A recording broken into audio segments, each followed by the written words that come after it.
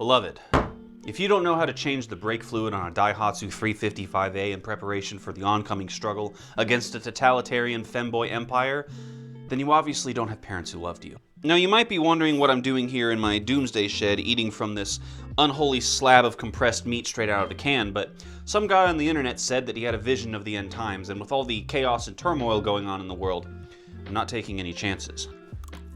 Now, any good pro-ho knows that the best way to survive is to be prepared, and if you want to get the right gear in case society collapses, or if you just need to open up your newest Amazon box, look no further than the partner of today's video, the Monthly Knife Club. Whether you're deep into survival in the outdoors or just want to build up your collection of everyday carry gear, Monthly Knife Club's got you covered. And ladies, it also makes a great gift for the prepper, hunter, or gray man in your life.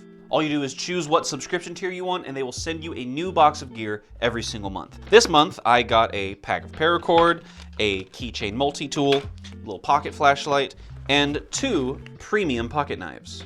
Now, these aren't just gas station specials. These are quality pieces from brands you'll probably recognize, plus you're getting a better deal for them than if you were to buy them all individually at your local sporting goods store. So if you want to join the Monthly Knife Club, go to the link in the description or pinned comment and use the discount code DARTHBB in all caps for 10% off any item on their online shop, as well as all subscription plans. Whether you're looking to gear up for the next speculative future disaster or just want to be the most kitted out guy at the church picnic, prepare accordingly with the Monthly Knife Club.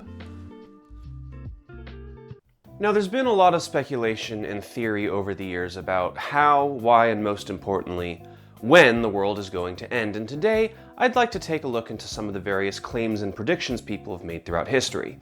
Now, obviously, I can't list every individual that has predicted Doomsday, and some of the people I'm going to mention, especially some of the older ones, are kind of hard to find a whole lot of information on. Now, most don't necessarily require their own video, like when I talked about Harold Camping or Joanna Southcott and Mary Bateman, so I'm mostly just going to give a brief description of each, and then we'll explore this crazy timeline of Doomsday predictions together. Now, I do have to preface that a large majority of these predictions do center around religious concepts, so if there are ideas or terms I talk about that you might be unfamiliar with, I'd encourage you to look a little bit deeper. It's also important to note that some of the people or religious groups that I'm going to mention are not necessarily representative of that entire belief system as a whole. For instance, when I talk about something that a specific Methodist preacher said 200 years ago, that is not indicative of what all Methodists believe as an entire community today. And also keep in mind that most of these terms and topics have been interpreted differently over time, so they might not always mean the exact same thing to everyone. With that said, put on your tinfoil hats, and let's dive in. Now, starting off with the 1st century, the Essens were a sect of Jewish mystics who believed that their rebellion against the Roman Empire would spur on the arrival of the Messiah. They were active for only a few decades after the life of Jesus, and so Christianity was still an underground religion, and many Jews at the time thought that Jesus and Christians were heretics and blasphemers. Now, during the time of the Roman occupation of Israel, most Jews believed that the prophecy of the Messiah would be a literal freedom fighter that would come and physically rise up against the Romans and give Israel back to the Jews. The Jewish Essens, led by a man named Simon Bar Giora, even began minting a new currency in preparation for whoever this Messiah was going to be. Now, of course, there was no great uprising, and both Christianity and the Roman Empire continued to grow in power and influence. With the legalization of Christianity by Emperor Constantine and the Edict of Milan, the world saw the rise of the Catholic Church, and with it, many priests, monks, and bishops began making new theories and interpretations of the Bible, some of whose names I will list now. Now, most of these guys said more or less the same thing, which was that the world would end by a certain year for some reason. Each of these people had their own explanation for why the end of the world was about to happen, and I will point out a few of the more notable ones. Hippolytus of Rome, Sextus Julius Africanus, and Irenaeus all believed that the dimensions of Noah's Ark, given in Genesis, indicated that the year 500 would bring about the end of the world, and Sextus later changed his prediction to the year 800.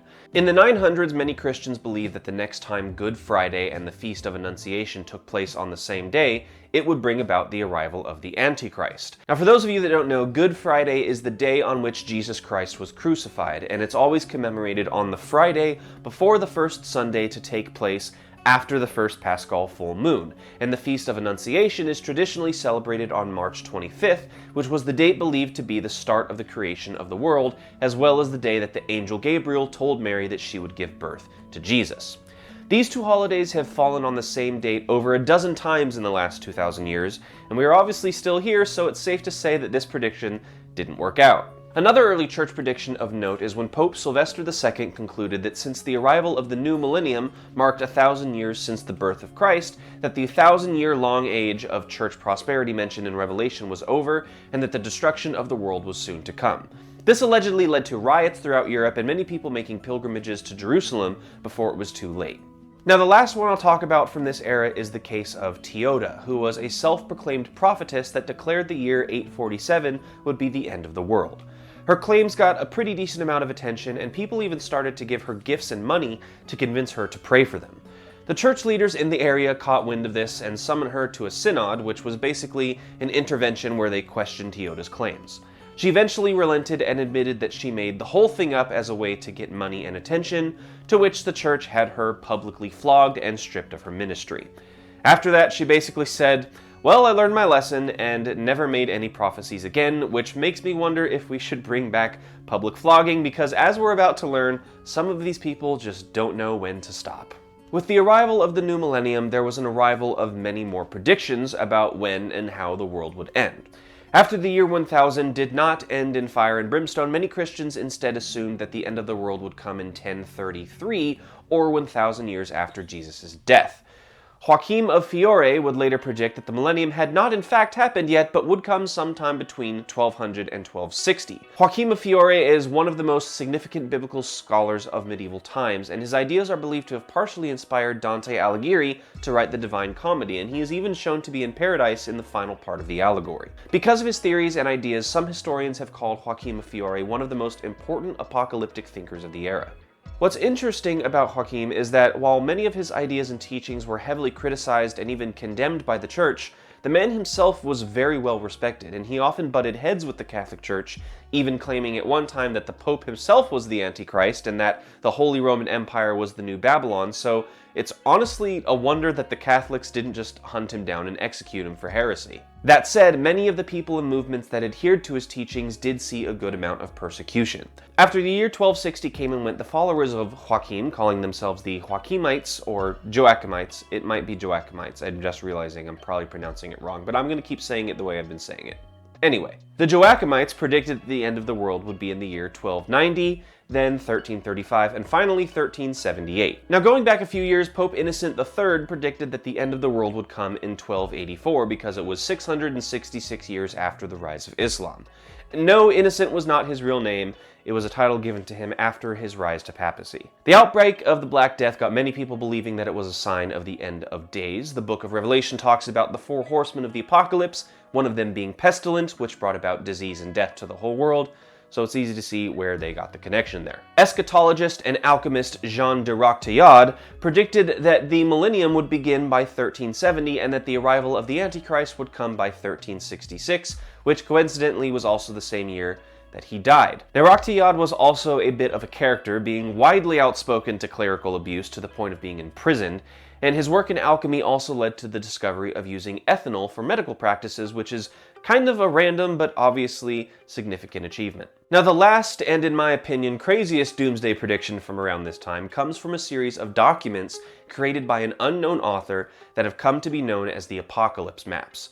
The piece is not a map in the traditional sense, it's more a series of cryptic drawings and graphs explaining how and when the world would end. The maps were found in Lübeck, Germany, and to this day, no one knows who wrote them. It starts by showing that Islam will have reached its full strength by the mid-1500s and then will proceed to conquer the entire world. By the end of the 1500s, the map shows that the Antichrist will rise up and he will persuade people to follow him using deception, manipulation, cruelty, and by impersonating God. Christ will later return and establish his own kingdom, which will lead to the final judgment, resurrection, and renewal of the world. The mouth of hell will open up, all the damned will fall into the black abyss, and then the gates to paradise will be opened upon a new earth. The Apocalypse Maps also have some measurements and artwork showing the size of hell in relation to the size of Earth, as well as depictions of what things will look like both before and after the destruction of the world. The maps also make mention of astrological medicine and geographical theory that was surprisingly advanced for its time, and this is the only clue historians have found that might actually indicate where the maps come from. As I said, the author of these apocalypse maps is not known, but some have speculated that it could have at least in part been the work of a doctor named Baptista, and some of the segments about astrological medicine seem to align with what he studied. And to be honest, I don't really want to know who wrote it because I feel like that's the best part of this whole thing. The idea of a cryptic document foretelling the apocalypse seemingly just appearing in Germany with no indication as to where it came from is an incredibly interesting concept, and if you don't agree, I don't think we can be friends. The rise of the Renaissance brought about a new wave of philosophy and science, and with it, a new wave of end times theories and predictions. The painter Botticelli believed that the world was experiencing the tribulation and that the millennium would begin in 1504. He even painted a piece called The Mystical Nativity as a way to show that the devil was loose on the earth but would soon be defeated. There was also a lot of astronomy and astrology going on at this time, leading to a whole lot of end times predictions based on the stars and the planets. Many astrologers in London claimed that the 1st of February 1524 would bring a massive flood that would destroy all of London, and because of this, over 20,000 Londoners packed up and moved out of town to find someplace higher to live. There was also Johann Stoffler in 1524 and Regiomontanus in 1588 that determined astrological alignments indicated the upcoming apocalypse, but again, we're all still here, so we know how that went. The Anabaptist movement was also rising in popularity during the 1500s, and they had a lot of predictions themselves, and none really ended well. Both Thomas Müntzer and Jan Mathis were involved in a sort of Anabaptist rebellion against the local German authorities and were tortured and executed because of it. Another notable Anabaptist was Melchior Hoffman, who claimed that when God destroyed the world with fire in 1533, that only the 144,000 of his truest followers would be spared. Now, as you'll see throughout this video, the idea of the 144,000 comes up a lot because it's a number taken from a passage in Revelation talking about a remnant of the tribes of Israel. It's been the basis for a number of end times predictions that we're going to talk about, so I just wanted to make note of it right now. Now, a lot of predictions from this era had to do with numbers because many scholars took significant numbers throughout the Bible and used them as a sort of code to determine the end of the world. Michael Stiffel calculated that the world would end at 8 p.m. on the 19th of October 1533, then later Pierre Dialy said that 1555 would mark the 7,000th year of human history, and it would all end there. Michael Servetus determined that the Council of Nicaea in 325 marked the start of the devil's reign on earth, which would last for 1,260 years, ending in 1585. Our last end times prediction from this era comes from a man some of you may have heard of. He was known for nailing his complaints to church doors, but he also dabbled a little bit in eschatology. If you can't tell yet, I'm obviously talking about a German man by the name Martin Luther. Now, Martin Luther is probably one of the most important figures I'm going to talk about today because he is obviously best known for starting the Protestant Reformation and doing a lot of work that challenged the teachings of the Catholic Church. Luther speculated that the end of the world would come in the year 1600. Now, Luther lived in a time full of conflict, and he looked around and he said, you know what? Things aren't looking too good right now. There's all sorts of political and social strife, there's division in the church, in no large part because of me, and the world is just not a pleasant place right now. Luther saw the world around him and struggled to see how things could persist much longer, worrying that the apocalypse might even come before he was able to finish translating the Bible from Latin into German. Now, there was a commonly held belief in this time that the world would only last 6,000 years since God created the world in 6 days, and one day is like 1,000 years to him. Luther took this idea and crunched the numbers and saw the state of things as confirmation that the world would not last much longer. And while I can't confirm this, I have to wonder if this is why Luther was so persistent in his work to change people's perceptions of what it meant to be a Christian, so that as many souls as possible could be saved before it was too late. Thankfully, though, Luther's fears never came to fruition, and the world moved on into the 1600s with no apocalypse to be seen. But that didn't stop people from thinking the apocalypse was still on the horizon. As fields like science and technology continued to develop, the world also saw a huge increase in Christian philosophy. The Bible was available for people to study and learn on a much wider scale, and with that came new ideas and perspectives about its contents that hadn't been discussed before or had been silenced in the past. If you remember a moment ago, I mentioned a group of English astrologers that predicted that massive flood that would destroy London.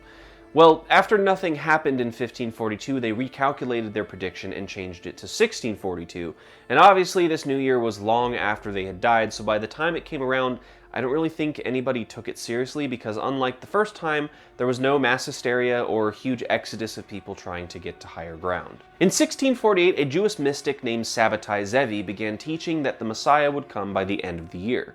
When no Messiah was to be seen, Zevi changed his tune and said, "You know what? I'm the Messiah," and you'd think people would call him nuts there and move on, but oh no! It keeps going. After his claims to be the Messiah, Zevi began claiming that God had been giving him special abilities, including things like divine visions and flying, but when asked to demonstrate these miracles, he would tell people that he couldn't do it in public because people's faith was too weak and they couldn't handle it. Eventually, the larger community of Jewish leaders got together and decided that Zevi was getting out of hand and excommunicated him from the Jewish community. But that didn't stop him. Instead, Zevi said, "Fine, I'll go start my own Jewish community," and he amassed a pretty big following to the point of bringing some pretty prominent rabbis to his side and expanding his movement to Germany, Italy, and the Netherlands. It's been speculated that a lot of European Jews bought into Zevi's claims to be the Messiah because Jews were being targeted in massacres or driven from their homes. This was mostly prevalent in Eastern Europe, but it's estimated that around a third of all European Jews had been killed because of things like anti-Semitic riots and targeted attacks, so perhaps a lot of Jews saw Zevi's boldness and brashness as a sort of hopeful thing. Zevi eventually made his way to Constantinople, where one of his followers had prophesied that he would place the Sultan's crown on his head, and obviously, the Turks didn't like that idea, so Zevi was imprisoned upon his arrival. This didn't stop him, however, and he still had massive support and lived pretty comfortably in prison thanks to bribes and donations from his followers. He and some of his disciples were later moved from Constantinople to a different prison in Abydos, where he spent most of his captivity. Zevi's followers decided that the Abydos prison was now a sort of unofficial headquarters for the movement, and they began calling it Migdal Oz, or the Tower of Strength. Zevi arrived to Abydos on Passover, and so one of the first things he did after getting there was to hold a Passover celebration where he and his followers slaughtered a lamb and ate its meat with the fat still on, which is a huge no-no in the traditional Jewish faith. So I'm guessing Zevi did it as a sort of power play or middle finger to his rivals. Zevi's imprisonment skyrocketed his influence to a point where his movement had essentially taken over the Jewish community in Europe. A bunch of synagogues started writing his initials on the walls, holding special prayers for him, and printing pictures of him next to King David in Jewish prayer books. The Zevi train was going full steam ahead, but the track was about to run out. Two of Zevi's followers visited him in prison and told him about a man named Nehemiah HaKohen, who had started saying that Zevi was in fact not the Messiah and that the true Messiah was still to come. Zevi obviously didn't like this, and so he sent for Nehemiah HaKohen and had a meeting with him. It did not go well, and some of Zevi's disciples allegedly considered assassinating Nehemiah. However, Nehemiah escaped and fled back to Constantinople and told the Turkish authorities about what happened, and they went, "You know what, enough is enough, we gotta nip this in the bud." And so they brought in Zevi and told him, "Look, this madness needs to stop, so you have three options. We could just kill you right now, you can convert to Islam, or we can test your divinity with a volley of arrows, and if they all miss, then we'll believe that you are who you say you are." And it was at this moment that Sabbetay Zevi's world came crashing down. Knowing he did not have the ability to evade an onslaught of arrows and not wanting to be impaled to death, Zevi took off his Jewish robes, put on a turban, and became a Muslim. This devastated Zevi's followers, and he was met with ridicule from both Jews and Muslims, as well as some Christians. A few of his disciples tried to cling on to his teachings, hoping that the conversion to Islam was just a part of his ultimate plan, and Zevi somewhat did go along with that idea, telling the Jews that he had plans to convert all the Muslims, but then covering his bacon by turning around and telling the Muslims that he had a plan to convert all the Jews. Do you get covering his bacon because Jews in it? Never mind. Again, Zevi's antics got on the nerves of the local government, and he was eventually exiled to a town on the Adriatic coast, where he later died in isolation and obscurity. What was left of his followers congregated in Thessalonica, where they would lead an independent communal life, intermarrying, doing business together, maintaining their own shrines, and handing down their own secret traditions. Followers of Zevi's teachings still survive today in small numbers, mostly in Turkey, and they can best be described as socially Muslim while privately practicing something akin to Jewish mysticism. Now, I don't think that Zevi could have foreseen just how far his claims to be the Messiah would get him, but then again, it could have all been a big plan from the beginning. We'll never really know. Obviously, Zevi was not the only failed apocalyptic prophet of the 1700s, so Let's look at a few more. Physician Helisaeus Röslin believed that a nova that occurred in 1527 meant the world would be destroyed in 1654. Then, 1658 was the year that famous explorer Christopher Columbus said the world would end. Aside from being an explorer who stole land from natives and stole credit from the Vikings, Columbus also dabbled in apocalyptic prophecy, even writing a book aptly named The Book of Prophecy. In it, Columbus stated that in order for the world to end and Christ to return, 4 things had to take place. Christianity had to spread to the entire world, the Garden of Eden had to be found, a last crusade to take back the Holy Land from the Muslims had to take place, after which Jesus would return to Jerusalem, and finally, the last world emperor to rule all mankind had to be chosen. Columbus believed that 2 of those 4 things had already happened, with Spanish monarchs Ferdinand and Isabella being the ultimate rulers, and the Garden of Eden being discovered in the mountains of Venezuela by Columbus himself. He believed that the other 2 requirements couldn't be too long off, and speculated that since the world was created 5,343 years ago, that it would all happen by 1658, or the 7,000th year of the world's existence. A lot of other people in this time claimed to know when the Antichrist would show up, or when the final battle for Earth would take place, or when God would establish his 1,000-year reign on Earth, and this included groups like the people of the Fifth Monarchists, Joseph Meade, John Napier, Pierre Giroux, John Mason, Johann Alsted, Johann Zimmermann, and Henry Archer. The Fire of London in 1666 got a lot of Brits heated, combined with all the deaths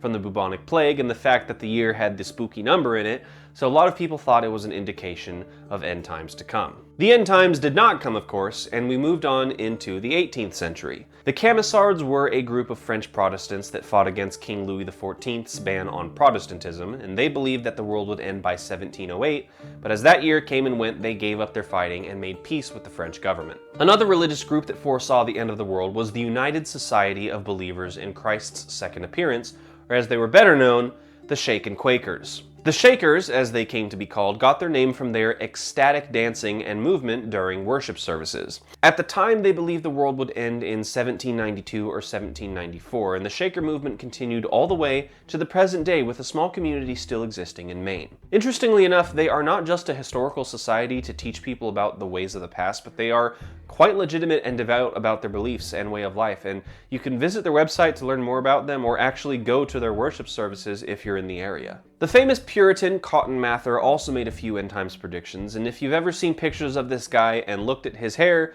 you'd know that Cotton is an incredibly appropriate name. When Mather wasn't making oatmeal or hanging witches, he made several predictions on the end of the world, starting in 1697, and then 1716, and finally 1736. On May 19th, 1780, people in New England and parts of eastern Canada woke up to find that the sky was going dark, and assumed it meant the world was about to end. The area became so devoid of light that people had to resort to using candles and lanterns to see from noon onward to the next morning, and animals such as frogs and roosters began making nighttime noises around 2 p.m. The assumption that this darkness was an omen of sorts was also backed up by the fact that the sun had appeared red and the sky yellow for several days before. People were obviously spooked, but as the morning of May 20th came, the sun returned, and all was well again. It's now believed that the darkness was a combination of fog, rain cover, and heavy smoke from a massive wildfire that had been carried by the wind over to the region. There are also records of rainfall as well as ash and soot covering the building, so it's pretty safe to assume that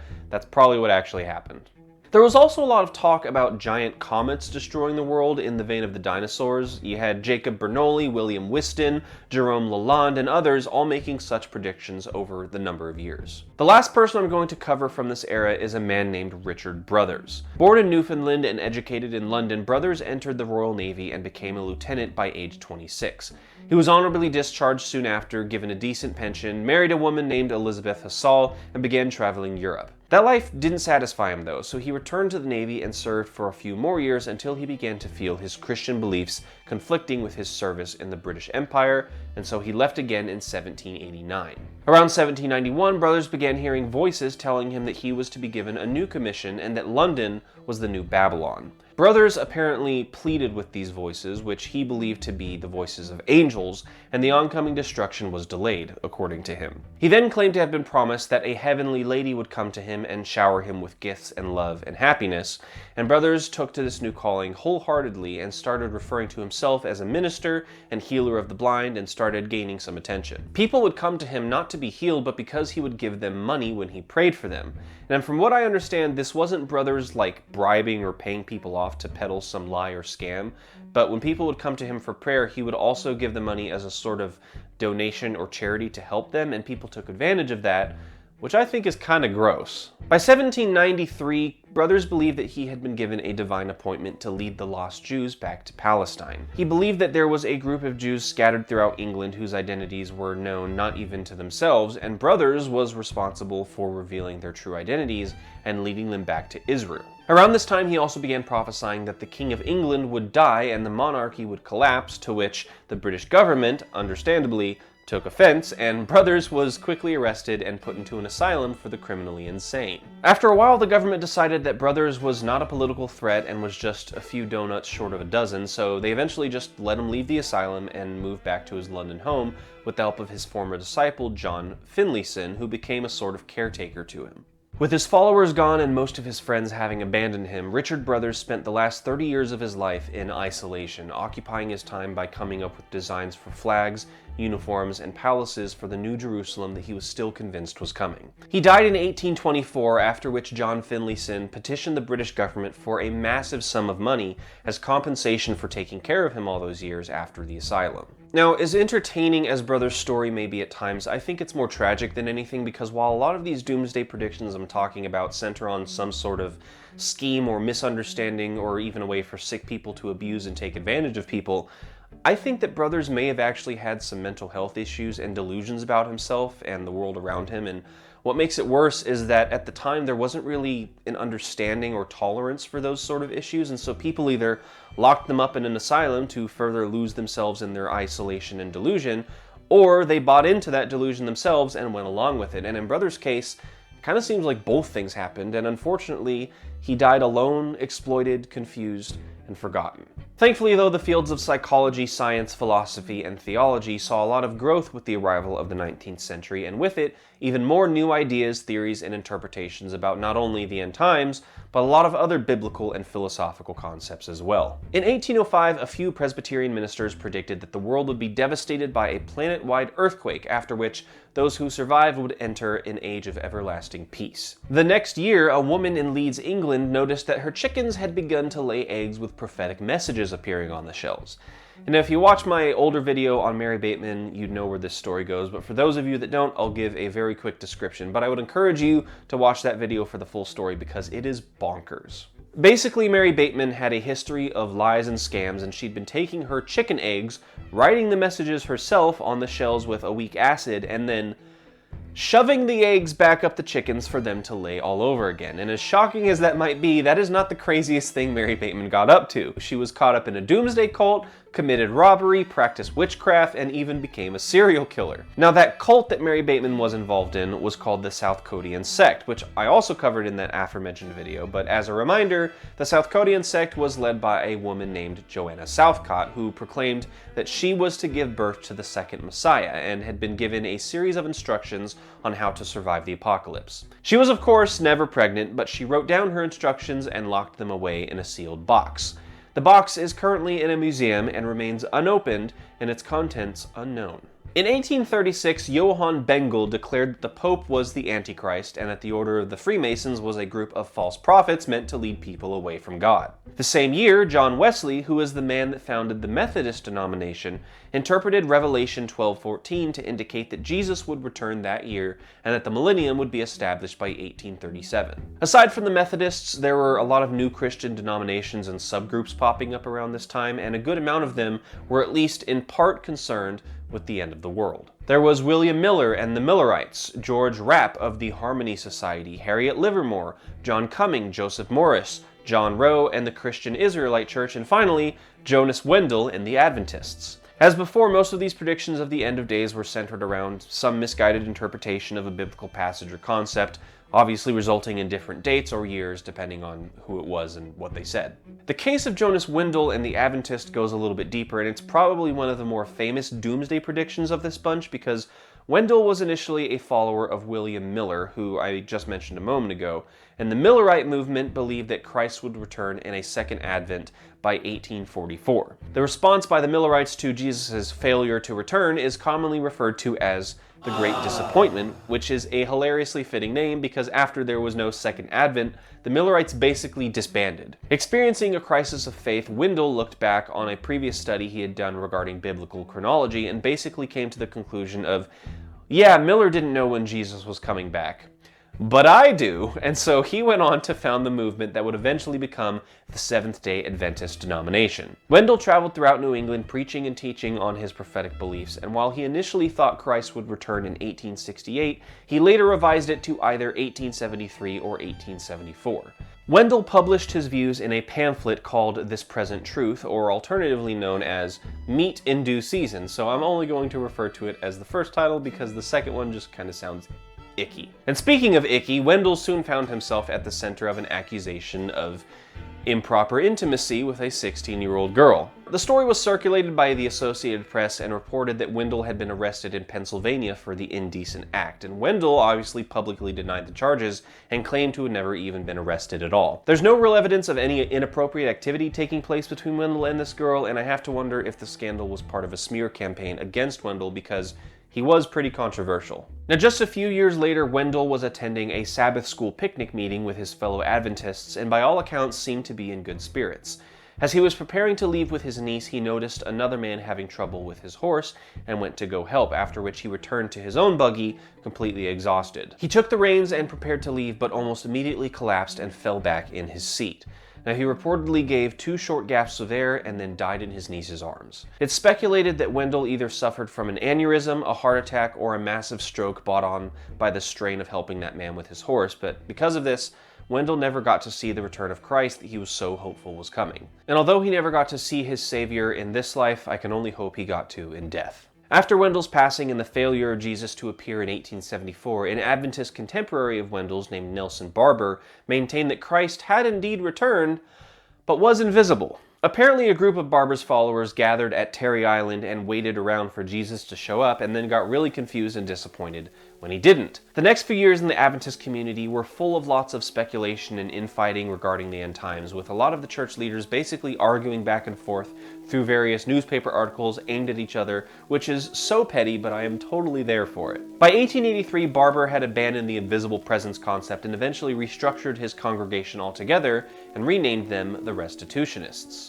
Now, the last end times prediction from the 1800s comes from a Paiute man named Wovoka, or Jack Wilson as he was known to the whites. Wovoka was a spiritual leader that taught a combination of classic Christianity and traditional tribal beliefs of his people. The Paiutes believed him to be an almost mystical authority and claimed he had various supernatural abilities, including shooting icicles out of his hands, summoning rain and snowstorms, or being able to light his pipe with nothing more than sunlight. And obviously I can't speak to the truth of that, but if I saw a man walk outside and light one up with the noonday sun and then blast ice out of his hand, I would probably think he was special. During a solar eclipse in January 1st, 1889, Wovoka mysteriously fell into a coma, and when he came back out of it, he claimed to have had prophetic visions of a mass resurrection of dead Paiutes and a mass exodus of the white men from their lands. In order for these things to take place, the Paiute people needed to live honest and righteous lives, as well as perform a ritual that Wovoka called the ghost dance. Now, as I said before, Wovoka also integrated elements of Christianity into his teachings, drawing from Christ's ministry and relating the foretold redemption of the native people to the biblical Day of Judgment. He instructed the Paiutes to practice peace and nonviolence, encouraging them not to see his prophecy as an excuse to strike out against the white men. As they followed these instructions, Wovoka promised that the Millennium would take place in 1890. Wovoka's influence spread beyond the Paiute tribe, reaching as far as the Lakota people in the east, and if you're familiar with American history from this time period, you probably know where this is going. Unlike the Paiute people, the Lakota were a little bit more war-hungry against the US government. And despite Wovoka advocating for nonviolence, the Lakota saw his promise of native conquest as a justification for hostilities to take place. The Lakota already had a lot of tension with the US government, but the Ghost Dance movement escalated things into more and more conflict. One of the most famous Lakota chiefs was Sitting Bull, who I'm sure many of you have heard of. He was an advocate and an icon of the Native American struggle at the time, but he was tragically shot and killed on December 15th, 1890, when a group of policemen were sent to detain him, and the Lakota in the area fought back. Now, fearing this was the start of more violence to come, several other groups of Lakota gathered their forces at the Pine Ridge Indian Reservation and made camp near a creek known as Wounded Knee. When Colonel James Forsyth learned of this, he dispatched the 7th Cavalry Regiment to Wounded Knee to disarm the native encampment on December 29th. After surrounding the camp and setting up artillery guns to deter resistance, the U.S. soldiers were sent into the camp to take up the Lakota's weapons. When the soldiers tried to confiscate the rifle of a man named Black Coyote, a scuffle ensued because Black Coyote was old, didn't really speak English, and was also partially deaf. The soldiers apparently interpreted Black Coyote's confusion as hostility, and in the ensuing struggle, his rifle allegedly accidentally discharged, and within seconds, both Lakota and U.S. soldiers began firing indiscriminately, and in just a few minutes, over 300 people were dead, many of them being women and children. When word of the massacre at Wounded Knee reached Wovoka, he was devastated at what his ghost dance movement had resulted in, and while he still remained a leader and figure of the Native American struggle, he was not nearly as prominent as he had once been. When the US government sent an agent to check on his whereabouts several years later, he found that Wovoka had been living a humble life in a small town just outside of the Walker River Reservation in Nevada. The disaster that Wovoka's ghost dance teachings led up to is a very sobering thing to talk about, and the events that took place at Wounded Knee are obviously by no means Wovoka's fault, but that doesn't make it any less tragic. There is a lot we can learn from events like this, and it's a perfect example of why it's so important to seek peace with others as much as it's within our own power to do so. But with that somber note, we're going to continue on into the 20th century. At the start of the 20th century, the Catholic Apostolic Church claimed that Jesus would return by the time that all 12 of its original founding members died, which was in 1901. Around 1910, there was a somewhat prevalent fear that Halley's Comet would cause some sort of destruction on the Earth, and some believed that the comet would fill the atmosphere with deadly gases, and people like Camille Flammarion even started selling comet pills to protect people from the toxic air. A year later, a theory from pyramidologist Charles Smythe was finally disproved. He had claimed that the Great Pyramid of Giza had a secret code hidden within its dimensions foretelling the end of the world by 1911. And yes, this is another instance of people claiming to have discovered secret codes within ancient texts or artifacts, but as you should have realized by now, that pattern is not going to stop anytime soon. In 1914, Charles Russell declared that the Bible clearly stated that the final battle for Earth would definitely take place on October of that year, having already been in progress since the 1870s. There were a good number of other preachers or theologians touting claims of the new millennium coming in one year or another around this time, but there was also the International Bible Students Association, who were a sort of offshoot of the Jehovah's Witnesses. They had a very bleak and hopeless view of the future because they believed that the entirety of Christendom, which is the worldwide community of Christian believers, would be totally obliterated by 1918, and that God would completely destroy every church, and that Christians would be slaughtered by the millions, resulting in a total dissolution of world governments and worldwide anarchy by 1920. Real optimistic, huh? 1920 obviously came and went, but in 1925, a woman from the Seventh-day Adventists named Margaret Rowan claimed that the angel Gabriel appeared to her in a dream and told her that the world would end at midnight on February 13th. Just about a year later, British Parliament member Spencer Perceval believed that the world was getting closer to an apocalypse due to the rampant immorality in Europe at this time, which makes me wonder what he would think of the state of things today. But anyway, as you may have already come to realize, the problem with a lot of the doomsday predictions concerning a biblical end of the world is that the people making them are using their own modern perspectives to look at what the Bible says, and if you remember your book reports from high school English, you would know that context is important, and that's also something you'll hear if you spend any amount of time in a good Bible study. The problem with taking biblical passages out of context of the time, culture, and place they were written is that you can get all sorts of misguided and misinformed interpretations. It's obviously one thing to take what was said then and see how it applies to us today, but it's entirely different to project your modern mindset onto it. And this has been true for a lot of the instances that I've already talked about, but as we move closer to the modern day, I feel like it becomes a little bit more apparent because it's obviously more recent. As a perfect example of what I mean, Walter Marks of the Australian House of Representatives believed that the Bible spelled out the end of the world in 1934, when Christ would come down to earth and use the Royal Navy to gather up all of God's followers and escort them to Palestine. What are you trying to do? Why are you trying to get in the garage? No! You don't need to go in the garage. What is so important in the garage? Where are you trying to go? No! You don't need to go in the garage. You have everything you need right here. This little rascal discovered a few weeks ago that zip ties are in the garage, and now any chance she gets, she tries to get into the garage and cries, and it's very annoying, but I love her all the same. Say hello. Next up is the story of Wilbur Volova. Wilbur was an evangelist and flat earth theorist that used his power over the local church to basically hold the entire town of Zion, Illinois under his rule. Zion was a company town, which basically means that all the town's industry and commerce was controlled and managed by one company, and in this case it was, of course, Wilbur Volova's church. Volova believed that the passages in the book of Ezekiel were talking about Russia as being this great colossus from the north that would destroy Israel, after which the entire world would, and I quote, go puff and disappear. Wilbur used his power and position to amass great wealth for himself, big surprise, and he also apparently thought that a diet of Brazil nuts and buttermilk was the secret to long life, which, as you're about to find out, didn't really work out for him. With the Great Depression going on at the time, Volova's subjects were not too fond of his lavish lifestyle, and the people of Zion that were not part of his church became increasingly disgruntled with Volova, and there was eventually a riot that led to the church being burned to the ground, and Volova was forced into bankruptcy. Control of Zion reverted back to the independent residents of the town, and Volova fled to Florida to try the whole church-controlled totalitarian city-state thing all over again, but he developed cancer shortly after arriving, and faced with the end of his life, Volova finally confessed to his misdeeds and admitted that he had, in fact, been abusing his power and misusing church funds for his own gain. His church following quickly dissolved after that, and he died in 1942. The 30s and 40s had a few other doomsday predictions, but as before, a lot of them were very similar, so I don't really need to go into detail of them all, but basically,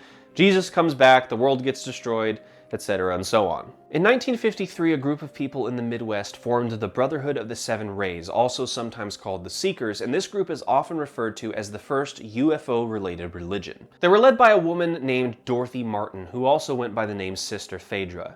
Dorothy alleged that aliens from the planet Clarion had contacted her telepathically to warn of a massive earthquake that would unleash a world-ending flood. Dorothy taught that anyone who believed would be rescued by the Guardians on their flying saucer and escape the Earth's destruction. Social psychologist Leon Festinger infiltrated the group to study and record how the Seekers responded to Martin's prophecies, and he was particularly interested in how they would react when their beliefs were proven wrong. Festinger went on to collect his findings on the group in a book called When Prophecy Fails, in which he coined the phrase cognitive dissonance. And I'm sure we've all heard this term before, but just as a refresher, cognitive dissonance is a concept in psychology concerned with how people respond to information that contradicts or conflicts with a personal belief or opinion. When we're faced with information that conflicts or disproves our beliefs or views about the world, a couple different things can happen. We can either choose to change our behavior, try to justify our behavior by making excuses for the conflict, adapt to the conflict by changing our behavior, or remain in denial and ignore the conflict. In the case of the Seekers, the last option is what happened. Surprisingly, the group actually doubled down on their beliefs after their predicted doomsday came and went, with Dorothy Martin claiming that the world had been spared because of the Brotherhood's force of good and light. The case of the Seekers was also one of the earliest studies in the concept of belief perseverance, or maintaining a personal belief despite evidence disproving or contradicting it. Because while some of the Seekers did abandon the faith, a good amount of them still stuck to it and began sharing their views with even more enthusiasm than before. Festinger's study on the Brotherhood of the Seven Rays obviously goes a lot deeper than I talked about here, because as silly as the idea of a UFA doomsday cult is, this particular one played a very significant role in experimental psychology. The next big doomsday prediction is probably one of the most significant to happen in the 20th century, and that is the case of the Branch Davidians, which was a religious group originally founded by Victor Houteff in 1935. The Branch Davidians were an offshoot of the Seventh-day Adventists, and they were heavily concerned with the end of the world, or at least a new age of the world. Victor Houteff made a prediction for the end of the world to happen in 1959, but its failure to come true led to a split, with the majority of the Davidians congregating under the leadership of Benjamin and Louis Rodin. We will come back to this story a little bit later because, as some of you probably know already, the story does not stop there, but the big events with the Branch Davidians didn't happen until the 90s, so I'm going to cover some of the other people and events up to that time before I get back to the story of the Branch Davidians. The beginning of the 1960s marked the end of the life of a man named Johann Boschoff, who was a German pastor appointed as the chief apostle of the new apostolic church, and he was also a Nazi. Boschoff was a big fan of everyone's least favorite Bohemian corporal and advocated for the new apostolic church to be set up as the official state religion for the Third Reich. Now, old Adolf himself was actually very outspoken on his disdain for Christianity, but he still recognized that church was a great way to control the masses, and because of his very outspoken support for Hitler's ideologies, Boschoff and the New Apostolic Church were allowed to operate with much less prohibition and persecution. After the fall of the Third Reich, Boschoff continued to lead the church into the 50s and gave what is called the Botschaft message on Christmas Day of 1951, where he revealed that God had declared Johann as his final messenger and that Jesus would return by the time he died. And for those of you wondering, no, he is not still alive. He died on July 1960, and good riddance. In 1962, a psychic named Jean Dixon believed that the planetary alignment on February 4th of that year indicated oncoming doom. Dixon was a relatively well-known individual, and she was known to have made numerous predictions about all sorts of things, including terrorist attacks, election results, and even the assassination of JFK. While several of her predictions did come true by technicality or coincidence, there were a larger number that didn't. Nevertheless, Dixon was held in high regard and even served as a sort of advisor to people like Richard Nixon and Nancy Reagan. Dixon's career as a medium and psychic led to a study of her work by mathematician John Allen Paulos, who coined the phrase the Jean Dixon effect, which recognized the phenomenon that people clung to the few times that she was right, but ignored all the times that she wasn't. Author James Randi applied this idea to people like Dixon directly, pointing out that it's common for self-proclaimed prophets to make all sorts of predictions with the hope that a few of them might be true, and then ignore all the ones that aren't. Because a broken clock is still right twice a day, huh? Now, from back in the 50s all the way into the 70s, a man named George Van Tassel ran around with talk of UFOs and a nuclear apocalypse. Van Tassel is the classic example of a contactee, or someone who claims to have interacted with extraterrestrials. In Van Tassel's case, he claimed to have been visited by Solgonda. He claimed to have been visited by Solgonda, an extraterrestrial entity from Venus, who brought George into his spaceship to teach him the mysteries of the universe.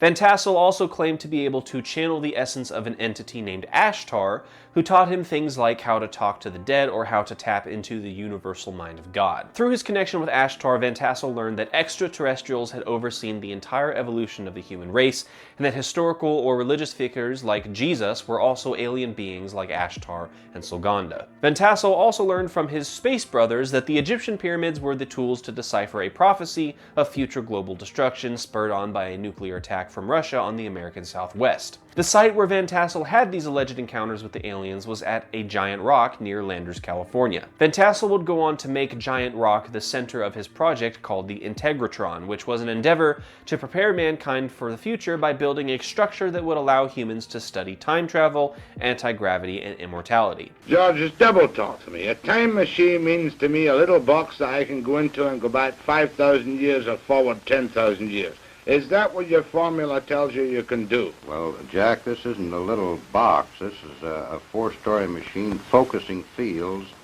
that we can orient to produce this zone big enough for a man to get into.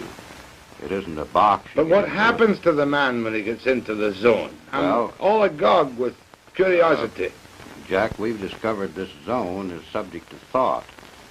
Now, since time doesn't record events the way we do on calendars and clocks, you could only record an event by thinking of it.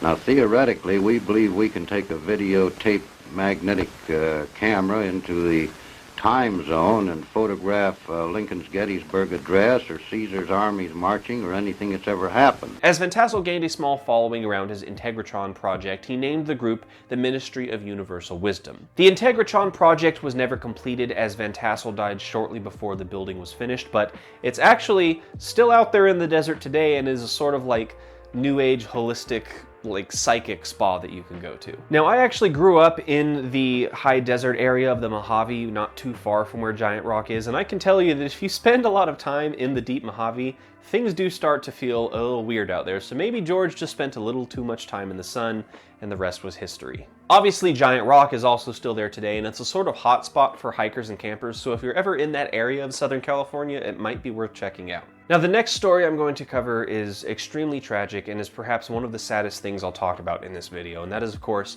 the story of the Jonestown Massacre. Jim Jones was a New Age preacher who started a group called the People's Temple in 1954, and this group operated under the model of what Jones referred to as an apostolic socialist commune, where Jones himself was basically an all-powerful leader. Now, while he originally started out as a Pentecostal evangelist, Jones was far from legitimate about his belief and used religion as a means to lure in and control people. He claimed to have had visions of a nuclear apocalypse and began preaching that the only way to escape and survive was, of course, to follow him. And as he traveled the US recruiting followers, Jones began to attract a lot of negative attention by the government. As the People's Temple grew, Jones's hold on the congregation got stronger, and there were allegations of assault and abuse of every variety, as well as all sorts of other misdeeds, including making fake miraculous healing ceremonies and a whole host of other really bad things. Now, fearing that the government would come after him, Jones convinced nearly his entire following to relocate to Guyana, South America, where they established the community known as the People's Temple Agricultural Project, better known as Jonestown. Without the oversight of the US government, Jones doubled down on his control, leading to even worse abuse of his congregation, and things in Jonestown went downhill really fast. Jim was only in his 40s when he relocated his followers to Guyana, but his mental and physical health was rapidly deteriorating, largely due to his prolific drug use. He became increasingly unhinged and fearful of a government raid on the commune, and even began holding practice drills that he called White Nights, in which the entire community would gather and practice what to do if or when the government raid came. Jones was eventually able to convince the people of Jonestown that the best way to escape the coming persecution was through group suicide, something that he made his entire community practice on several of these White Nights. A team of reporters and investigators led by U.S. Senator Lee Ryan were eventually sent to Jonestown to investigate the goings-on after receiving word of possible human rights violations by Jim and the other leaders of the People's Temple. While they were there, 15 members of Jonestown took it as their opportunity to escape the commune and tried to escape with Senator Ryan and his crew, and when the group left, Jones sent his guards after them to stop them from reaching the airport and alerting the authorities, and when they caught up to them, Jones's men opened fire, killing Senator Ryan and 4 others, with the rest fleeing into the jungle to escape the attack, eventually making their way back to the local authorities and telling them what happened. When word of this got back to Jim Jones, he knew that it was only a matter of time until the raid he had feared for so long would finally come for real. So, gathering the entire Jonestown community to the Central Pavilion, he convinced everybody that revolutionary suicide was their best option, and then he had everyone drink grape flavorade that was laced with lethal poison. As all these people lay dying, Jim Jones remained on the PA system, reassuring everyone that what they were doing was the right thing and encouraging everyone to die with dignity. Those who did not drink voluntarily were either injected with shots of cyanide or executed by gunfire from Jones's personal guards. Once the poisonous drink had run its course through everyone else, Jim Jones put a gun to his own head and took his own life. A handful of Jonestown members did survive, some by hiding or running just before the death ritual took place, as well as the members of the Jonestown basketball team who were away for a game. When the Guyanese military finally arrived at Jonestown, they found over 900 people dead. A later investigation by the FBI uncovered a 45-minute-long tape recording of the entire ordeal from the initial gathering of the people at the Central Pavilion to Jones's own death. This recording has been come to known as the Jonestown Death Tape. At the end of the recording, some of Jones's last words say that the group did not commit suicide, but rather they participated in an act of revolution and protest against the cruel and inhumane conditions of living on Earth. As you can probably imagine, the death tape is very disturbing to listen to, and if you feel so inclined as to listen to it yourself, I obviously can't stop you, but be mindful that it is pretty unsettling since it's 45 minutes of Jim trying to convince his followers to take their own lives, while all the while you can hear literally hundreds of people dying in the background. The aftermath of the Jonestown tragedy saw massive media coverage and worldwide attention, and various individuals and groups distanced themselves from Jim Jones, including multiple high-profile Christian leaders, as well as the entire Soviet Union, of which Jim Jones was a big fan. Famous evangelist Billy Graham even went so far as to say that Jim Jones and his cult were nothing close to Christianity, and that the movement was something closer to being satanic, and that Jones himself may have even been possessed, which I Maybe. As undeniably tragic as it is, the actions of Jim Jones and the events that all led to it are an excellent examination of cult behavior, mass hysteria, and groupthink. It's an incredibly sobering example of why we should be extremely careful about what sort of people we let influence our lives. Now, I'm sure most of us have at least heard of our next story, which is about Charles Manson and the infamous Helter Skelter incident. As a refresher, Manson was the head of a cult in the 1960s known as the Family that was based in Spahn Ranch, just outside of Los Angeles. Manson had an extensive criminal background and a lot of mental health issues that were exacerbated by heavy drug use, which greatly impacted how he viewed the world.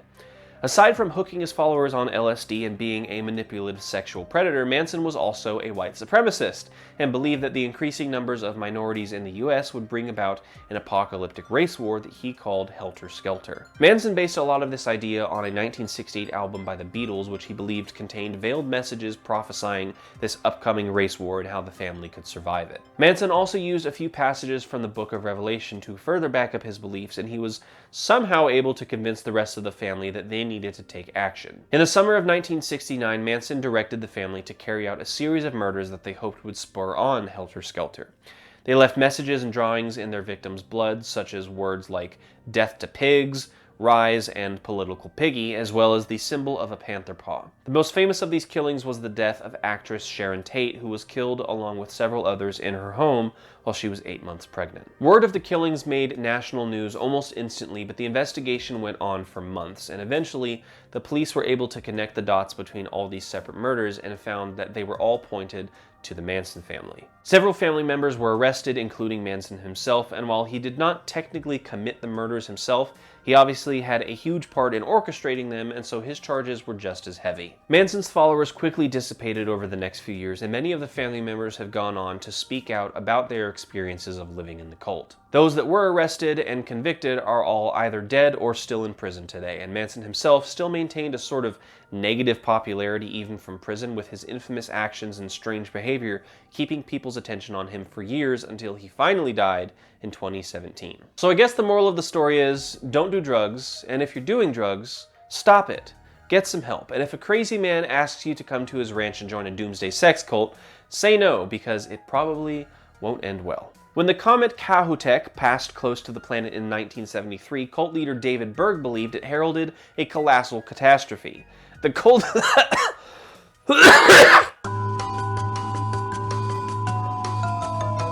The aliens are trying to silence me. The cult that Berg was in charge of is now known as the Family International, but at the time the group went by the name the Children of God. The Cogs were steeped in controversy and accusation of sexual misconduct, child abuse, and human trafficking, and Berg went by many different names including Uncle Mo, Father David, and Grandpa.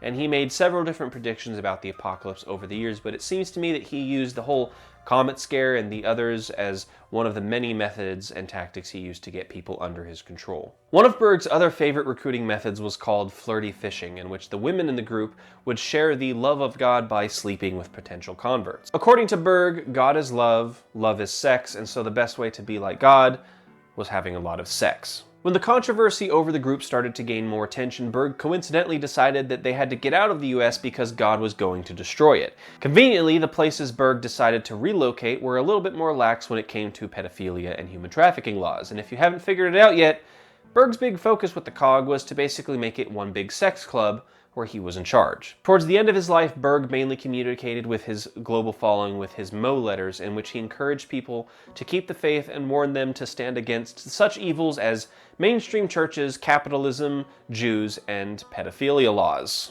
This disgusting piece of human trash finally died in 1994 in Argentina, where he had been hiding out for a few years. Now, an interesting fact about the COG/TFI is that there's a few well-known people that actually used to be a part of it, such as Rose McGowan and Joaquin Phoenix. Many of these people that have either left or escaped the cult have spoken out against the abuses they endured, but TFI is actually still around today and being led by Berg's wife, but thanks to the wide amount of media coverage on their controversies and the numerous first-hand accounts of those who survived and escaped, the group is dwindling in numbers and influence, and I only wish they would go away altogether. The Brahma Kumaris of Pakistan and India believed that the year 1976 would be the start of an event known as the Destruction, in which a series of wars, natural disasters, and nuclear holocaust would sink all the continents of the world into the ocean, leaving only India as the last surviving land on Earth. Roquetaillade was a leader of a cult known as the Anthill Kids, whose beliefs were an offshoot of the Seventh-day Adventist Church, and he claimed to have received a warning from God that the end of the world would come in 1979.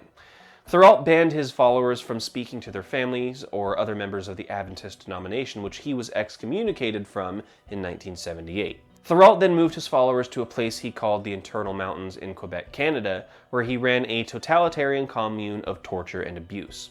Thiota made every woman in the cult his concubine, eventually impregnating all 9 of them and fathering over 20 children. Thiota held a tight grip on his subjects, claiming that he had to purify them of their sins through extreme torture. He would severely beat and abuse anyone who disobeyed him, and he would force members to do horrible things to each other as a test of loyalty, and he would even punish people for wanting to leave the group. However, one woman named Gabrielle Lavallee was able to escape the commune and alert the authorities, finally leading to Thiot's arrest in 1989. His following dissolved over the next few years, and after moving around to different prisons until 2011, Thiota was murdered by his cellmate, who stabbed him in the neck with a shiv before going to the guard station and saying, "The piece of shit down on the range, here's the knife, I've sliced him up." And obviously, I can't exactly condone that sort of behavior, but at the same time, with the Cold War still being on everyone's mind and more wars on the rise, the 80s and early 90s got a lot of people worried that Judgment Day would come in the style of the Terminator movies. And unfortunately, I don't mean killer robots that look like a former California governor. I'm talking more in the lines of Sarah Connor's nightmare scene. I'll skip over a lot of the more insignificant predictions from this time because they were all concerned with some great catastrophe, nuclear war, the Millennium, and so on, and so not many of them are too distinct or important compared to each other. The 80s also saw a couple doomsday predictions concerned with space! One came from astrophysicist John Gribben, who speculated that the planetary alignment on March 10, 1982 could generate gravitational forces that would cause earthquakes and floods.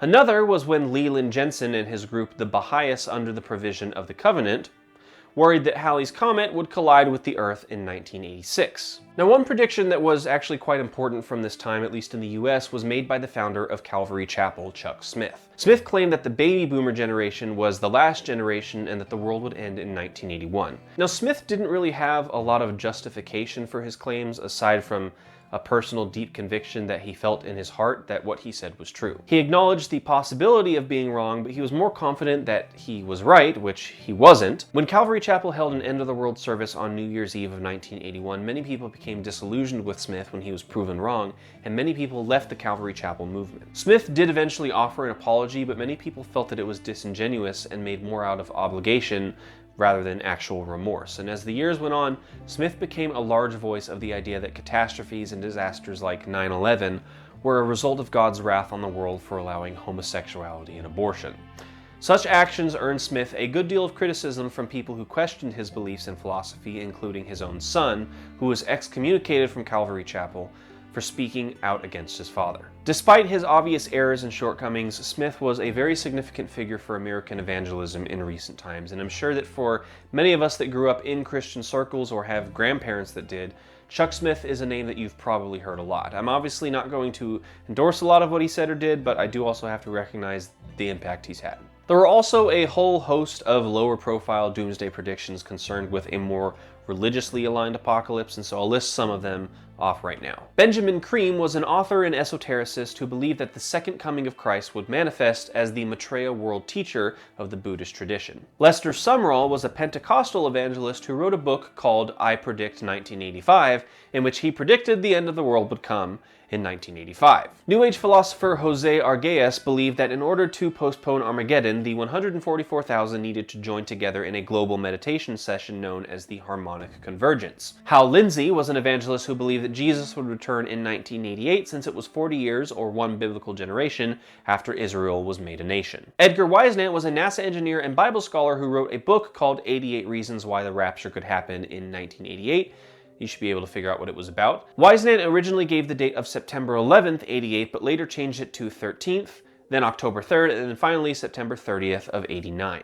In 1991, Louis Farrakhan claimed that the Persian Gulf War was the war of Armageddon that would bring about the Earth's destruction. Menachem Mendel Schneerson was a Jewish rabbi who believed that the Messiah would arrive by the start of the Jewish New Year in 1991. Roland Stewart and Li Jiang Rim preached that the rapture would happen in the fall of 1992, putting the dates at September 28th and then October 28th respectively. And obviously, none of those things happened, and we're all still here. And now we'll get back to the story of the Branch Davidians. As a quick reminder, the group split up in 59 after Victor Houteff predictions for the end of the world proved false, and a large chunk of the group followed the leadership of Benjamin and Louis Rodin.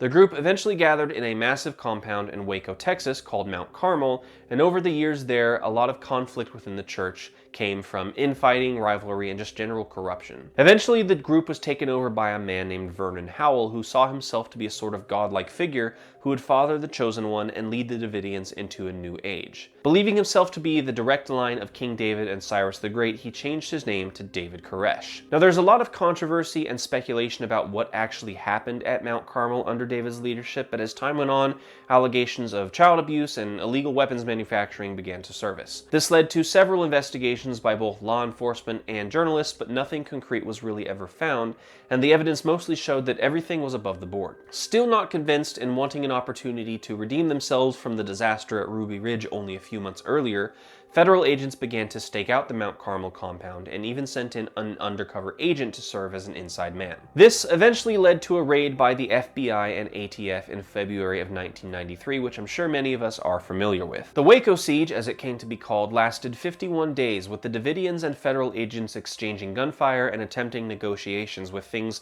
progressively getting worse. The standoff finally ended when a massive fire broke out in the Mount Carmel compound, from which only 9 Davidians escaped. When it was all said and done, the feds were left with 4 dead and 16 wounded, while over 80 Davidians were killed, including 28 children. The Waco Siege is surrounded by speculation and conspiracy theories, and while it's undeniably a tragic and disturbing thing to learn about, it's also a very significant event and one worth knowing more about. There's obviously a plethora of material online about the Waco Siege worth watching or listening to, so if you want to learn more, be sure to go check some of that out. Now, if you watched my video about Harold Camping, you might remember that September 6th of 94 was the first of several dates that he predicted would be the end of the world, and every time that date got proved wrong, he made up some new excuse followed by a new prediction. I'll talk a little bit more about Camping when I get to the 2010s because his later predictions were more notable, so just hold on to that thought. Because if you thought that we were done with UFO death cults, oh boy, have I got one for you. Back in 1972, a man named Marshall Applewhite and a woman named Bonnie Nettles met and went on a journey of spiritual self-discovery together. They decided that they were meant to be the two witnesses foretold in Revelation 11 and that they needed to start a movement to share their knowledge. Applewhite changed his name to Doe and Nettles started going by T, and together they started the religious group known as Heaven's Gate. The two got their new names from a song from The Sound of Music, as they were big fans of musicals and show tunes. So already you can tell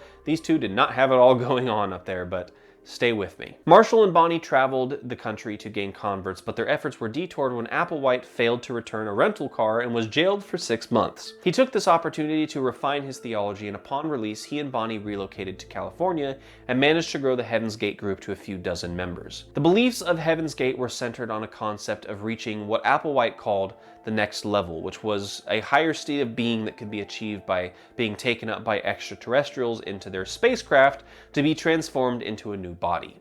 I'm from kingdom level above human. What does that yield?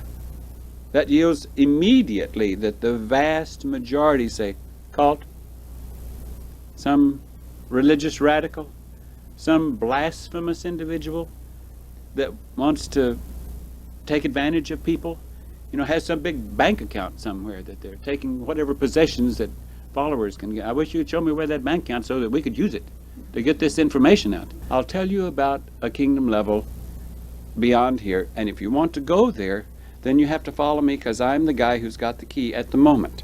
And it requires that you, if you move into that evolutionary kingdom, that you leave behind everything of human ways, human behavior, human ignorance, human misinformation. It means that even the mind that you had as a human is aborted, and the soul that was given to you is filled with next level information, next level mind, and a new creature is born.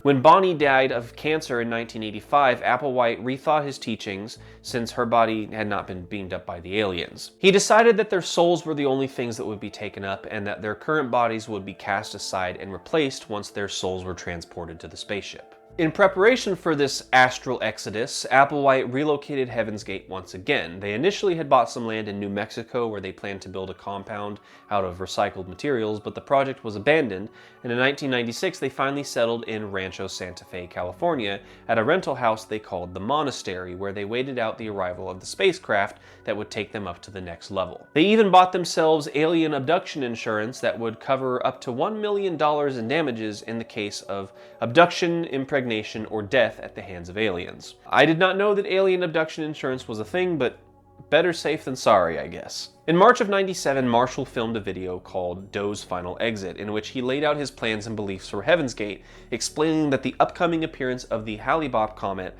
heralded the arrival of the alien spacecraft that would take up the spiritual essence of Marshall and his followers and bring them into the next level. I've been talking to my students that are sitting in front of me about talking to you, and let me say that our mission here at this time is about to come to a close in the next few days. Came from distant space, and even what some might call somewhat of another dimension, and we're about to return from whence we came.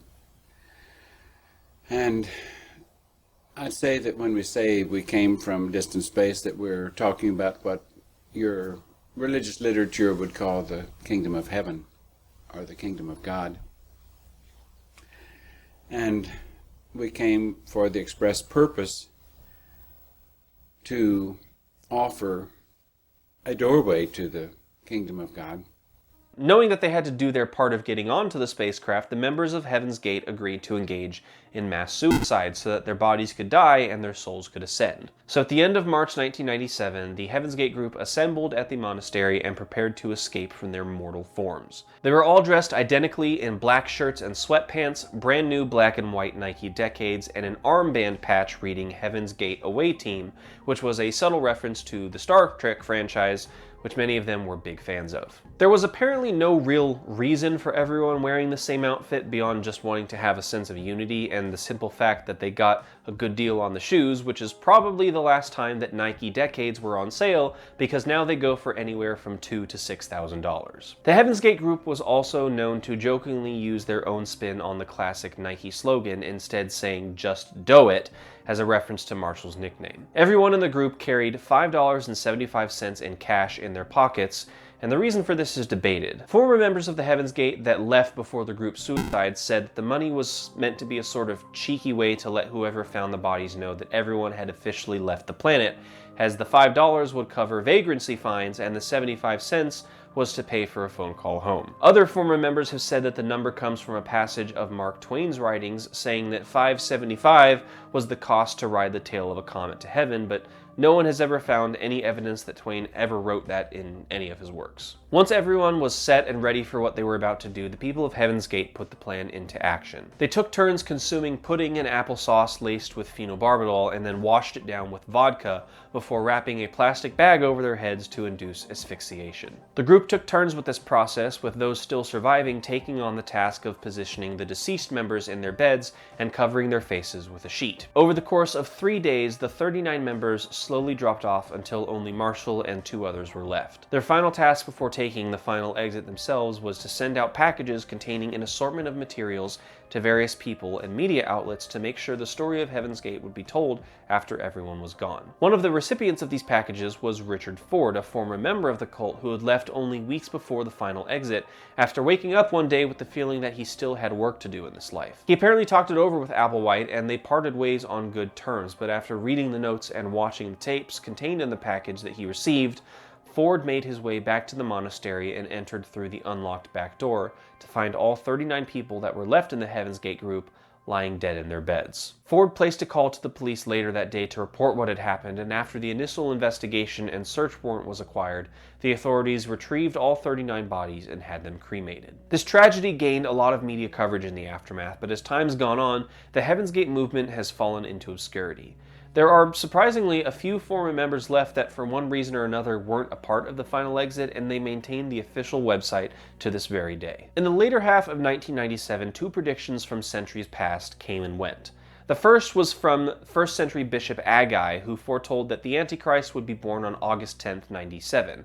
And I'm not saying that he was right, but since a person born on that date would only be about 28 at the time of this recording, only time will tell. Another prediction from the past was that of James Ussher, who I briefly talked about in my Harold Camping video. As a quick recap, Ussher was a bishop and scholar who formulated a biblical timeline in the 1600s. Ussher was a very educated man, and even though his chronology is not too relevant by today's standards, it was a very admirable work for the time in which he created it. Even today, it's considered to be a significant intellectual accomplishment because it not only pulled information from the Bible itself, but it was also based on what was known about ancient history, such as the age of the Persians, the Greek and Roman empires, Bible-age languages, astronomy, ancient calendars, and chronology, as well as a thorough understanding of the Bible itself. His chronology was formulated on a literal reading of the events in the Old Testament, and he used it to date many biblical events like the flood, the building of the temple, and even what he believed to be the precise date of the creation of the world. He also used his timeline to make predictions for the future and calculated that the world would end on October 23rd, 1997, as that was 6,000 years after the creation of the world, which Ussher stated was October 22nd, 4004 BC. A few more predictions came and went as the millennium came to a close, some of the most notable being from Nostradamus, a psychic performer named the Amazing Criswell, various religious leaders such as Philip Berg, James Gordon Lindsay, and Nazim al-Haqqani. And as you should be able to guess by now, they were all a variation of some great catastrophe happening, leading to worldwide chaos and the annihilation of the human race. There was also a lot of religious speculation concerning the arrival of the 21st century, with many preachers and scholars spanning from people who are still alive today all the way back to people from the time of the early church, all declaring that the year 2000 would mark the beginning of Christ's millennial reign on earth, as described in the book of Revelation. This included people such as the self-proclaimed psychics Ruth Montgomery and Edgar Casey, as well as various preachers like Sun Myung Moon, Ed Dobson, Lester Sumrall, and Jerry Falwell, or theologians from the past like Peter Olivey and Jonathan Edwards, and even the writers of the Left Behind books, Jerry Jenkins and Tim LaHaye. The movement for the restoration of the Ten Commandments of God was a small religious group out of Uganda who also believed that the coming of a new year, a new century, and a new millennium would herald Christ's return. But when that didn't happen, the movement started to unravel, and in a desperate attempt to maintain control, the leaders of the group predicted a whole new date and gathered everyone in a ceremony to welcome the end of the world, where they sealed everyone inside the building before poisoning them all and burning the building down for good measure. Authorities found over 500 people killed at that location, but further investigation over the next few days would uncover hundreds more bodies in various locations associated with the group, with final estimates ranging from 7 to over 900 dead. While it was initially assumed that the 5 leaders of the movement were among those killed, further investigation has led authorities to believe that they all escaped and may still be alive to this day, and the Ugandan government has since issued an international warrant for their arrest. Now, perhaps the most memorable of doomsday scares from the year 2000 was the fear of the Y2K bug, and if you're too young to remember that just reminds me how old I'm getting, and I'm kind of sad.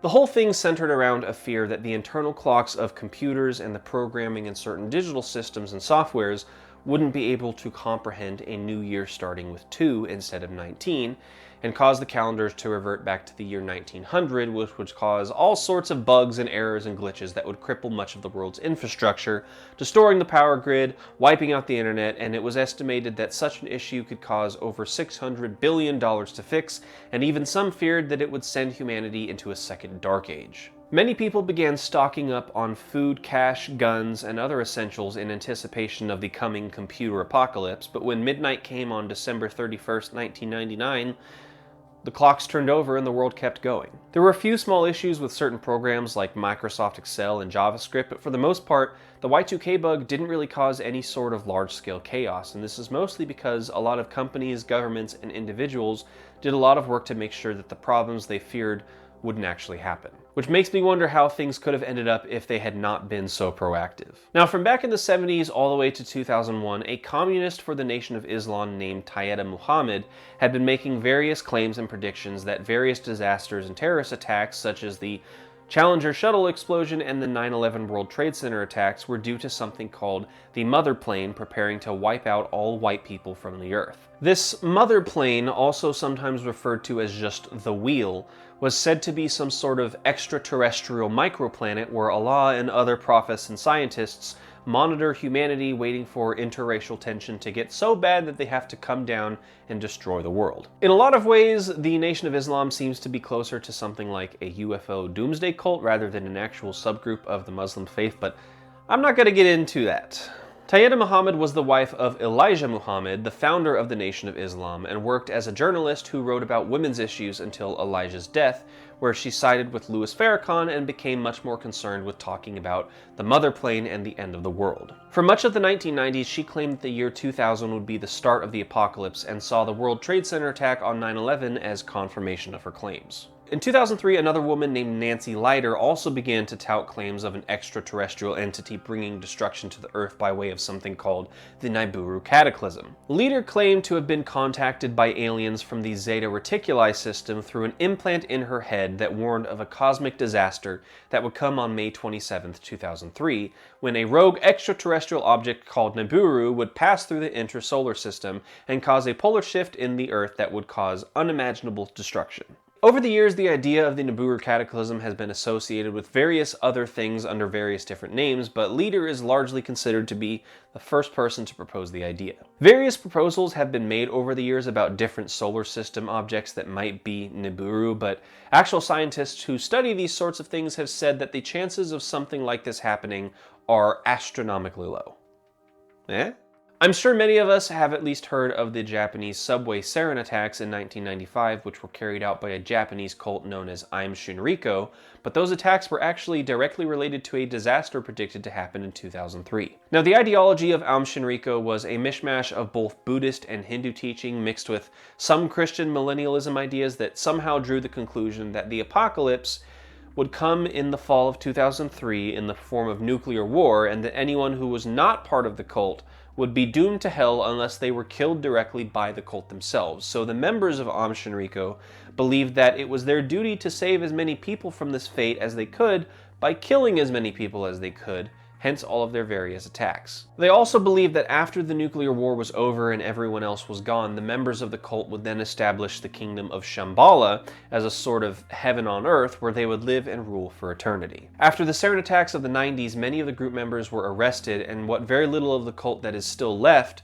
is largely defunct. Several members of the cult, including the leader Shoko Ashara, would eventually be executed for their crimes in 2018. The House of Yahweh is an American religious group based out of Texas and led by Israel Hawkins, who has taught that the world is getting dangerously close to experiencing the Great Tribulation and has made several predictions of when nuclear war might occur, the first being on September 12th of 2006, which Hawkins first talked about in his February newsletter of that year. The House of Yahweh has many beliefs and practices similar to both Judaism and Christianity, but they are widely considered to be a cult, which is something backed up by several former members. Israel and his brother Jacob started the movement after a 7-year visit to Israel where they claimed to have learned the true name of God. They also claimed that they were the two witnesses that the Bible prophesies will arise as heralds of the end times, and have taught that the creator of the world and the Messiah must exclusively be referred to as Yahweh and Yeshua respectively, and that names like Elohim, Jehovah, Jesus, or simply just the Lord or God are really names of various pagan entities and demons, but at the same time they still believe that Jesus or Yeshua was the Son of God, although they don't believe in the Trinity, but they do believe that Jesus died for the sins of the world, but they still follow the laws of the Torah. Israel also claims that his translation of the Bible, titled the Book of Yahweh, is the most correct and accurate edition of the scriptures, even though it's now on its 10th edition. So basically, these guys are really confused. The House of Yahweh also believes that the only place where ritual celebrations and feasts can be held is at their sanctuary in Abilene, Texas, and members of the church make a pilgrimage there 3 times a year to celebrate Passover, Pentecost, and the Feast of Tabernacles. After his 2006 prediction never came to pass, Hawkins modified his claim to say that September 12th was when the idea of nuclear war was conceived, and that the prophecy would follow a 9-month gestation, much like a female pregnancy, after which the bombs would actually drop on June 12th of 2007. The House of Yahweh even had a timer on their website starting in May 2007, counting down to the arrival of what they referred to as the nuclear baby. Hawkins would again change the date to June 12th of 2008 after nothing happened in 2007, and the House of Yahweh later claimed to believe that the nuclear war would come in December of 2016, but since then, no more predictions have been made. Pyotr Kutstunov was the leader of a Russian Orthodox cult called the Penza Reclusis, who claimed that the apocalypse would begin in 2008. As he gained a small following, Pyotr began teaching his congregation that things like TV, radio, processed food, barcodes, and ID numbers were demonic and to be avoided. He was eventually able to convince them that their best course of action was to wait out the end of the world, and around 30 members hid out in a cave near Nikolskoye, Russia, for almost 5 months. Pyotr himself was absent from the cave, however, as he was under house arrest. Eventually, those in the cave were forced to come out after a series of mishaps, including a few medical emergencies, a partial cave collapse, and toxic gases created by the rotting corpses of 2 members that died over the winter. The local authorities would later close off the cave with explosives to block anyone from going back inside, and Pyotr himself was institutionalized after attempting suicide and being diagnosed with paranoid schizophrenia. After the cave incident, most of the group's members disbanded, but as of 2012, at least one family is still living in Nikolskoye without modern luxuries like electricity, in fear that the end of the world is soon to come. 2010 was the year that the world would end, as believed by the Hermetic Order of the Golden Dawn, which was a secret society active during the late 1800s and early 1900s that practiced occultism and included such members as Aleister Crowley and Sir Arthur Conan Doyle. Many of the structures and practices of the Golden Dawn are similar in many ways to the Freemasons, and it's widely considered to be the single largest influence of modern occultic practices like Wicca or Thelema. And now we're back to the predictions of Harold Camping, which I mentioned earlier and also covered in an earlier video. Now, Camping was the founder of Family Radio, as well as a biblical scholar and author who claimed to have discovered a hidden cipher in the Bible that essentially laid out a calendar of significant events that ended with Jesus' second coming, the rapture and the final destruction of the world. Harold based his calculations on a very convoluted process that cross-referenced a whole bunch of different date measuring methods and maintained that every number in the Bible has a certain meaning or significance. He explained that this code showed that the rapture would occur on May 21st, 2011, which would set off a massive earthquake that would ripple across the world, striking each time zone one by one at precisely 6 p.m. This would lead to further worldwide disaster and turmoil, eventually the final destruction of the world on October 21st. Because of his status and wide reach thanks to the Family Radio Network, word of Harold Camping's end times predictions got around and got a lot of people's attention. As the date got closer, Camping got a lot less vocal about his predictions, eventually hiding from the public eye for several months after the date passed, until eventually coming out and admitting his fault. There's obviously a lot more to that story, and I've linked my video about the whole ordeal in the description. There was also a contemporary of Harold Camping's with similar-ish ideas about the end of the world, named Ronald Weinland, who has been making predictions about the end of the world since about 2006, with his most well-known claiming that September 2011 and May 2012 would be the end of the world, the rapture, and Christ's return. And just like with Harold Camping, Weinland has made up some excuse or explanation for why the dates he has given didn't result in the end times, claiming that God's mercy has postponed the apocalypse and that this date or that date was just the beginning and that the worst is still yet to come. Weinland has also made claims that he and his wife are the 2 witnesses of Revelation, and has also accused Pope Benedict XVI of being the Antichrist, but as the years have gone on, he's become far less outspoken about his apocalyptic views, only making a small prediction from time to time, or preaching a sermon on end times topics.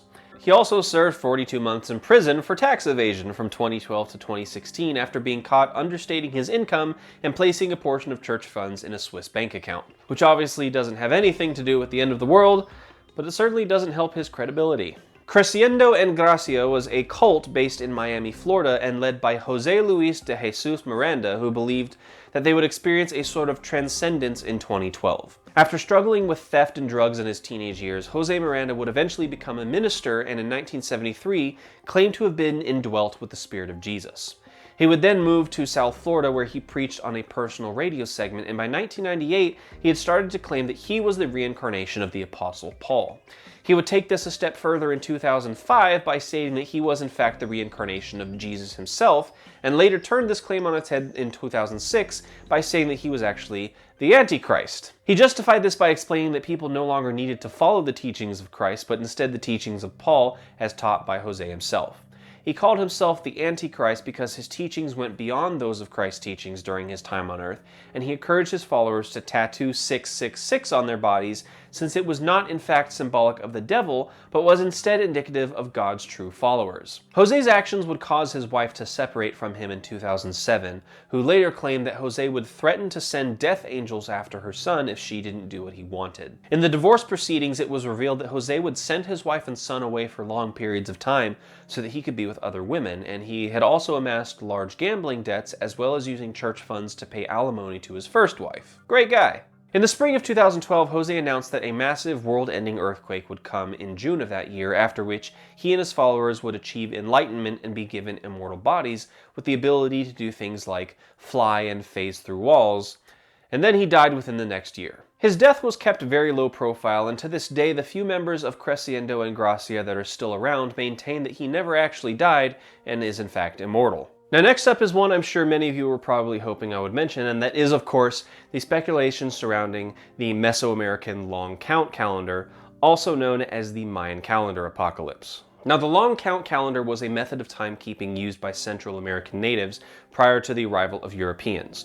Due to the way that time was calculated using this method, the calendar only went as far as December 12, 2012, and for centuries there was speculation that the Mayans had somehow learned that this date would mark the end of the world. There were all sorts of theories on how this could happen, with everything from aliens and asteroids to earthquakes and other natural disasters, or even the Niburu Cataclysm that we talked about a while back. One of the more prevalent theories was that the date was tied to some sort of cosmic event, but there was never really any proof that any sort of significant astronomical occurrence even happened on this day. Many historians and archaeologists have said that the fear and speculation around the Mayan calendar was largely due to a massive misunderstanding and misinterpretation of how the calendar actually worked, and drawing far more mysticism into the whole thing. It's more likely that the calendar stopped on the date of December 21st, 2012, simply because the people making the calendar didn't feel like they needed to keep going into what was, at the time, a pretty far-off future. August 23rd, 2013 was a date given by Russia's greatest love machine, Rasputin, as the day in which a massive storm would wipe out almost all life, after which Jesus would return to care for whoever was left. There was a lot of weird stuff going on with Rasputin, and he made various predictions and prophecies throughout his life, but none really ever came to fruition. And as much of a mystically powerful wise man Rasputin touted himself to be, he was more than likely just a really good con man who knew how to manipulate people. John Hagee and Mark Blitz were two proponents of the blood moon prophecy, which stated that the arrival of the 4 full lunar eclipses between 2014 and 15 was an indication that Jesus' return was imminent.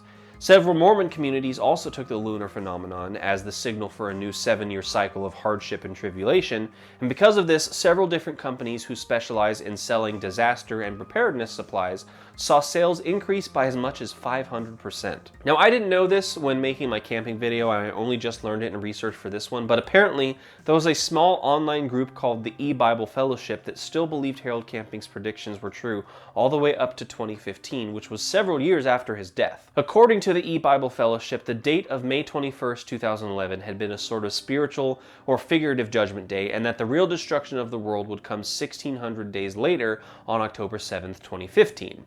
And surprise, surprise, it didn't happen. As the 2010s came to a close, a few more end times predictions passed by, many gaining a lot of attention on social media. Some of those predictions included a few more claims about the Niburu Cataclysm in 2017 and 18, one last prediction from Ronald Weinland in 2019, and claims that the 2021 would host the rapture from various pastors who set various time frames. And I'm sure we all had at least one weird friend or distant relative that said things like the COVID pandemic or Joe Biden's election were heralds of the apocalypse. There's also been multiple times throughout history that environmentalists have warned that the dangers of climate change could cause imminent danger, and perhaps some of you also know the various times people have feared that changing water levels in the Euphrates River are a fulfillment of some prophecy from Revelation. And who could forget that reports of an alien invasion at a mall in Florida in 2024? In mid-2025, we saw a resurgence of what could probably be considered apocalyptic mass psychosis on Rapture Tok. Now, a lot of people have been making claims about the end times on TikTok since the very beginning, but few gained as much traction as a guy named Brother Joshua. His story isn't really that different from others before him. He had some special spiritual connection, God revealed secret truths to him and gave him a special calling, and so on. Basically, if the second coming of Christ was imminent, then Brother Joshua was the second coming of John the Baptist, here to herald Jesus' return. And in typical fashion, he called a date, that date came and went, and he made up some excuse as to why he was wrong. A lot of people jumped on the whole Rapture Tok trend and began making preparations to meet Christ in the air on September 23rd by selling possessions, giving away money, and in at least one case, parents surrendering their children to Child Protective Services because they didn't think they'd be around to take care of their own kids. Then, just on Christmas Day 2025, a worldwide flood was supposed to occur according to a self-appointed prophet from Ghana going by the name Ebo Noah, who even built several arks for people to take refuge in. This attracted a fair amount of attention in Africa, gathering Ebo Noah a decent amount of followers and donations, which he ended up using to buy a brand new Mercedes after saying that God had postponed the end of the world because of everyone's faith. But despite all of these supposed dangers and fears that we've been warned of over the centuries, we're all still here. At least at the time of this recording. Which leads to the next obvious question. What happens next? As time still goes on, there's still a lot of time for people to speculate, and consequently, there are still some predictions and assumptions that we still have to wait and see about. Back in 1960, scientist and philosopher Heinz von Foerster looked at the state of the world and crunched some numbers, and came to the assumption that if humanity continued to grow as it had been doing for the last 2,000 years, then the world would become overpopulated, run out of room and resources, and we'd all be dead by 2026. Now, fear of growing population numbers and dwindling resources is certainly not some fringe concept, and it's definitely been a huge topic of discussion in many circles, so there's a chance that perhaps Forrester was onto something. On the other hand, we might also go out from a massive asteroid that'll hit the Earth this year, as believed by members of Messiah Foundation International. According to the teachings of the group's leader, Riaz Ahmed Gohar Sahi, the world is in its twilight phase and will soon be destroyed, and our only hope is to follow Sahi's teachings. Sahi was a very controversial character, drawing a lot of criticism and backlash in places like India and Pakistan, but nothing has really come of it because currently, no one actually knows where he is. He disappeared in 2001 after fleeing to England to escape persecution, but it's a mystery as to what happened after that. There have been several individuals and news outlets over the years that have announced his death, but there are just as many who claim that he's actually still alive and travels around in secret, teaching and ministering to people. As of now, no one really knows for sure one way or the other because there's really not much evidence either way. But according to the beliefs held by some of his followers, he is, or at least in time, will be reincarnated on the moon where he will set up a new kingdom for people to live in after the asteroid destroys the world in 2026. Since 2015, Christian fundamentalist preacher Kent Hovind has claimed that 2028 will probably be the year that the rapture occurs, and while he claims there's no way to be certain, he's most likely going to happen anyway. Hovind has long been at the center of all sorts of controversy and has repeatedly outed himself as a science denier and conspiracy theorist, drawing criticism from both scientific and religious circles. And although he's long been a proponent of young earth creationism and fundamentalist views of the Bible, groups with similar views, such as Answers in Genesis, have distanced themselves from him for clinging to disproven information and outdated arguments. He's also a massive conspiracy theorist, claiming things like creationism not being taught in public schools is because of a scheme put in place by the New World Order and established by Satan that involves people like Ted Turner and Jane Fonda, the British royal family, the Nation of Israel, and the American Civil Liberties Union, which he refers to as the American Communist Lawyers Union. Hovind has also been investigated for tax evasion, mail fraud, and domestic violence, which has nothing to do with his end-of-the-world predictions, but is still concerning. Saeed Nursi was a Sunni Muslim teacher and scholar who believed that the world would end in either 2122 or 2129, depending on whether you use the Hijr or Rumi calendar models. Nursi's predictions were based on numerological calculations he had applied to what in the Muslim faith is called a hadith, which is basically an oral account that is passed on through time and tells of what Muhammad said,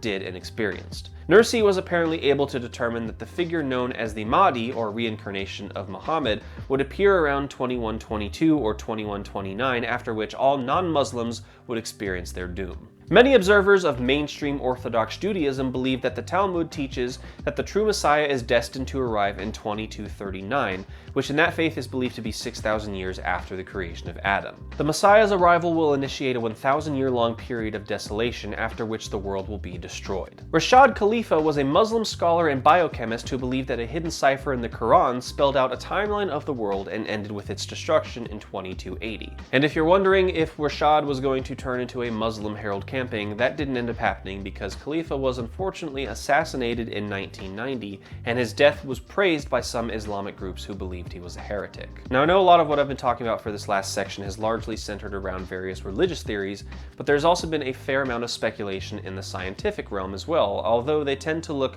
way further into the future. For example, many scholars and scientists believe that any number of cosmic events or natural disasters could be detrimental to life on Earth, and they could happen anywhere from within the next few thousand years to several million years from now. Things such as a supervolcano eruption, a gamma ray burst, or asteroid collision could occur within 600 million years, and even after that, it's believed that the destruction of the ozone layer and the sun turning into a red giant would destroy the Earth entirely, but by then, the Earth is expected to be incapable of sustaining life anyway. In 22 billion years, it's hypothesized that all matter in the universe would have expanded so much that the distance between particles would be infinite, and in 10 duotrigontillion years, or a Google of time, the heat death of the universe will have occurred, meaning that there is no thermodynamic free energy left, which therefore means that entropy could no longer occur, and the universe will have achieved complete thermodynamic equilibrium. Or in simpler terms, nothing exists at all anymore and the universe is dead. But thankfully, that's all a very, very far time off, and ultimately, there's really no true way of knowing how or when the world will end until it actually happens, and in that regard, I say it's more important to do our best with the time we're given, and it really means a lot that you spent a little bit of that time here with me. So thank you for joining me on this long journey through history. I know it was a lot, but I thought it was interesting, and if you're still here, I'm assuming that you did too, so thank you. With all the recent support and growth in my channel lately, I'm thinking that I might start my own Doomsday cult, so if you want to join, make sure you're subscribed, and if the world doesn't end before my next upload, I'll see you right back here next time. Goodbye, everyone.